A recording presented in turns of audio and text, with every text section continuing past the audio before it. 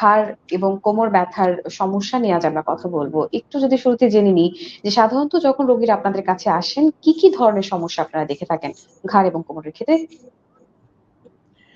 অনেক ধন্যবাদ। খুবই গুরুত্বপূর্ণ একটি বিষয়। আসলে ঘাড় এবং কোমর ব্যথার আক্রান্ত রোগীর সংখ্যা ইদানিংকালে অনেক আমরা বেশি পাচ্ছি। এর পেছনের কারণ হলো বেশ কিছু আ জিনিস আমাদের পরিলক্ষিত হচ্ছে। একটা হলো যেমন আমাদের দীর্ঘক্ষণ বসে থাকা বা এই দীর্ঘক্ষণ বসে কাজ করার প্রবণতা আমাদের অনেক বেড়েছে।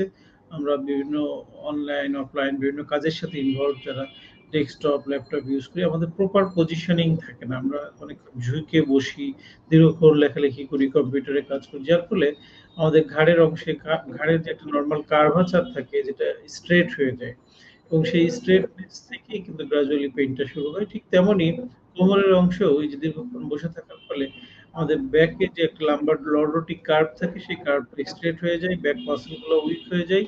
যে কারণে মূলত পেইন গুলা শুরু হয়। তো আমরা যে পেশেন্ট গুলা পাচ্ছি তার বেশিরভাগ হলো যে অনেকক্ষণ বসে আছি, বসা থেকে উঠতে গেলে আর দাঁড়াতে পারছি না। এই ধরনের সমস্যা বা অনেকক্ষণ কাজ করার পরে হঠাৎ করে ঘাড়টা ডানে বামে মুভ করব এই ধরনের সমস্যা, মুভ করতে পারছি না। এইরকম শুরুটা এরকম সমস্যা থাকে কিন্তু ইনিশিয়ালি আমরা খুব বেশি গুরুত্ব দিই না। যার ফলে দেখা যায় যে আস্তে, আস্তে এই জিনিসগুলো সিভিয়ারিটির দিকে চলে যায়। তো এই মূলত মেকানিক্যাল যে সমস্যা যে পোস্টারাল কারণে পেইন গুলা শুরু হলো আস্তে, আস্তে এই সমস্যার শুরুটা অল্প থাকলেও গ্র্যাজুয়ালি পেইন গুলা বেড়ে যায়। ঘাড় থেকে পেইনটা রেডিয়েট করে হাতের দিকে চলে যায়। কোমর থেকে পেইনটা রেডিয়েট করে পায়ের দিকে চলে যায়। হাত পায়ে ঝিনঝিন, অবশ-অবশ বা জ্বালা-পোড়া অনুভব করে।